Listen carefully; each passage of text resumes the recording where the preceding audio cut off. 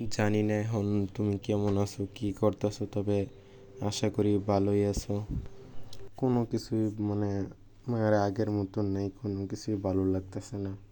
ইউটিউবে তো একটা ভিডিও দিয়ে প্রত্যেক দিন ভিডিও দেওয়ার ইচ্ছা তো আরও, কিন্তু পরে ভাবি যে হয়তো তুমি পড়াশোনা করতেছো আর তোমার কাছে ফোন নাই, যার কারণে প্রত্যেক দিন একটা ভিডিও আমি দিমু, তুমি দেখার চেষ্টা করো।